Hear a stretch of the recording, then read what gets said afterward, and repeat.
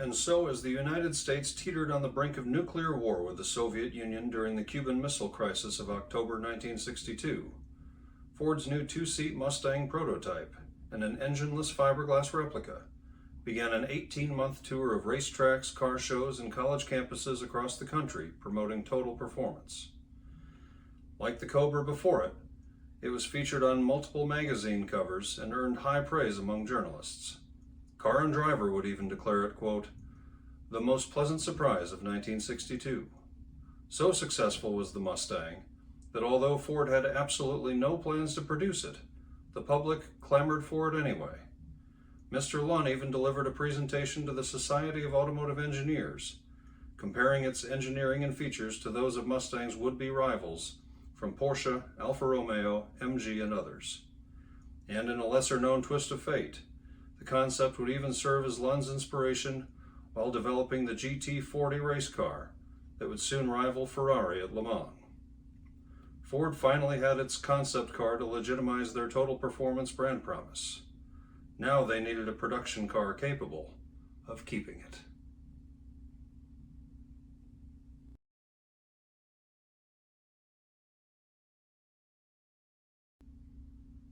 (1966) model year sales totaled an astounding 607,568 units. Ford had accumulated more than $1 billion in gross profits from Mustang sales since its introduction, and Iacocca, Fry, Spurlick, and several others who'd been deeply involved in the venture had all been promoted. The Mustang was an unequaled success by every measure, but great success inevitably yields steep competition, especially in the Motor City. Mustang had decisively outperformed Barracuda at its launch, but Chrysler Corporation wasn't willing to accept defeat. American Motors CEO Roy D. Chapin Jr. saw, in Mustang, a chance to revitalize his own struggling corporation, and General Motors was preparing an outright assault on Ford's prized pony. In short, Detroit was on the verge of war.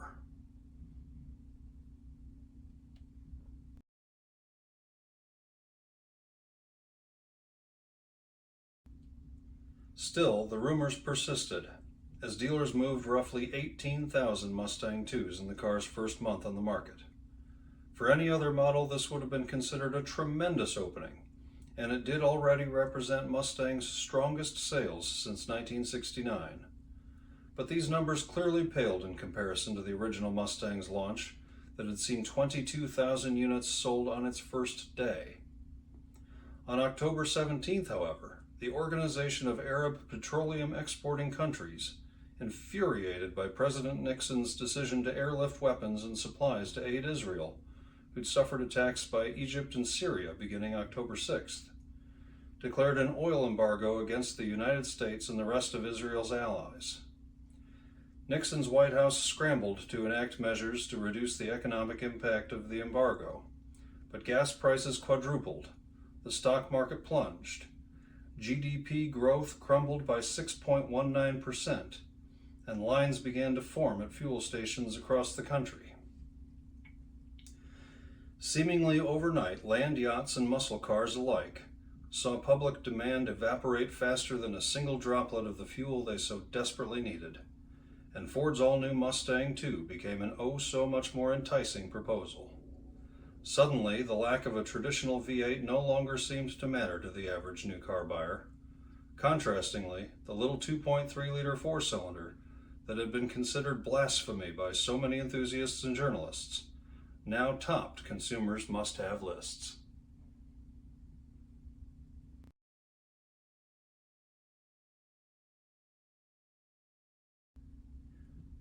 In the wake of Iacocca's firing and Henry II's retirement, Philip Caldwell had taken the Deuce's position as chairman and CEO of Ford Motor Company, and Don Peterson had stepped in to fill Iacocca's shoes as president and COO on March 13, 1980. Peterson, a veteran of the total performance era, had worked alongside Don Fry, Joe Oros, Hal Spurlick, and others as part of the team that had guided the original Mustang into production. During the first 3 years of Fox Mustang production, Ford had teased enthusiasts with high-performance dream car prototypes like the Mustang RSX Rally Car and wide-body Mustang IMSA. However, while these one-off concept cars sold a fantasy, dealers had been left to sell a very different reality. Peterson, being the car guy that he was, recognized the general trend that if one were to exclude new model launch years, Mustang's sales seemed to generally rise and fall in relative proportion to its performance. Recalling Iacocca's belief that Mustang's initial sales decline was due to the growing stallion's increased girth, Peterson saw history repeating itself, but from a very different perspective. Mustang's current issues weren't related to its size or weight, but rather its lack of giddy-up. Fuel efficiency may have been able to sell a lot of Escorts, but performance sold Mustangs. Gas mileage be damned. Ford needed to inject some good old-fashioned horsepower into its floundering filly.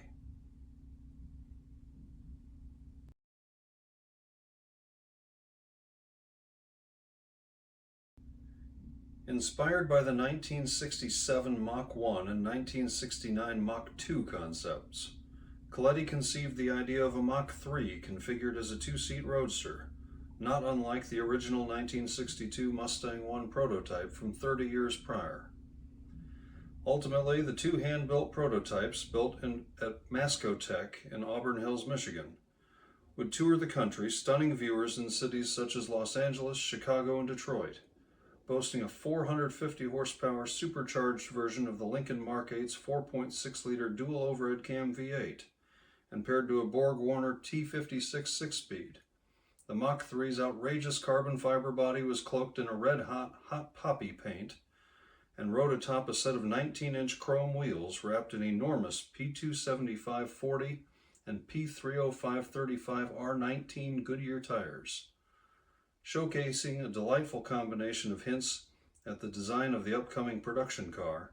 The Mach 3 successfully diverted the automotive press away from GM's displays, stoked enthusiast interest regarding a thoroughly modernized Mustang, and confirmed that, at least from a styling standpoint, everything old was truly new again.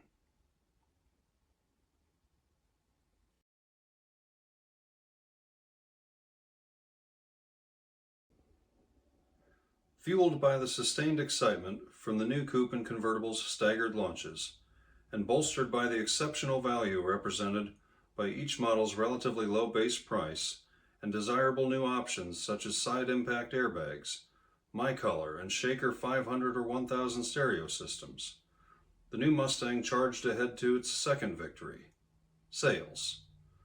While Pontiac's muscular import turned in a minuscule total of just 11,590 units, Ford's patriotic pony galloped across its first-year finish line with no fewer than 169,947 units sold.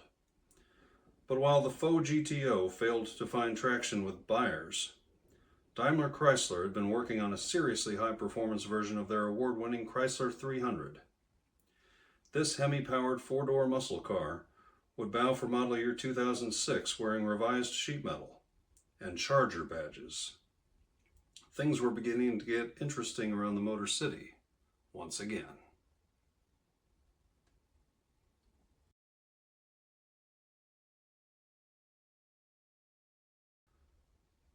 So perhaps one day we'll look back and reflect on the S550 and its competitors as representing the final era in which the Big Three unanimously and unapologetically embraced gasoline-fed engines and manual transmissions. Perhaps they'll all be viewed as the last of their breeds, pure thoroughbreds of the highest order, destined to bring premium price tags that know no bounds at auction. Or, conversely, perhaps they'll be remembered as outdated symbols of a bygone era, in which our unquenchable lust for excess outweighed our sense of obligation to preserving our environment. Perhaps they'll be reviled and scorned as the products of our stubborn refusal to embrace a vastly superior technology, but I doubt it. I have to believe that even the most jaded critic, hell-bent on giving ICE vehicles the cold shoulder, will always be hard-pressed not to grin if taken for a few hot laps in a properly prepped pony car of any era, as the RPM, decibels, and G-forces all climb in unison. I have to believe that even decades into the future, the lines, colors, and textures of these automobiles will still elicit emotion. And the 2015 to 23 S550 Mustang, whether a modestly equipped EcoBoost or a highly optioned Shelby, has proven more than capable of providing a very flattering combination of those sensations, whether driven at redline on the track, idled down a boulevard, or parked in a collection. And I see no reason to believe that will change.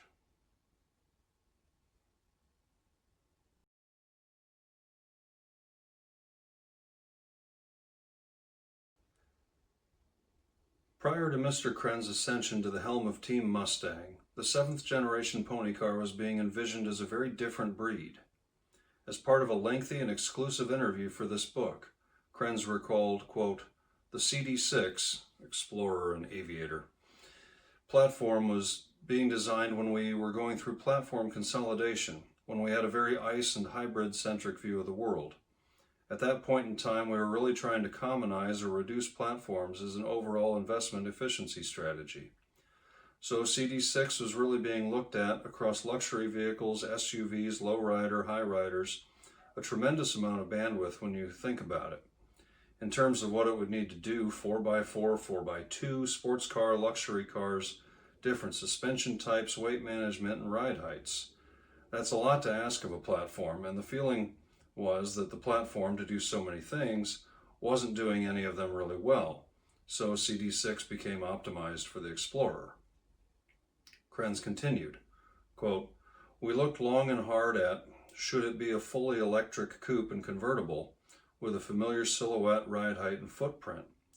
Ford does not currently have a platform, a skateboard in electrified terms, that meets that intent. We have a Mach-E type of skateboard, we have a truck type skateboard, and we have a commercial vehicle type skateboard. But we don't currently, or at least when we started this program, we did not have a low-riding skateboard because outside of Mustang, we really don't necessarily make any low-riding vehicles anymore."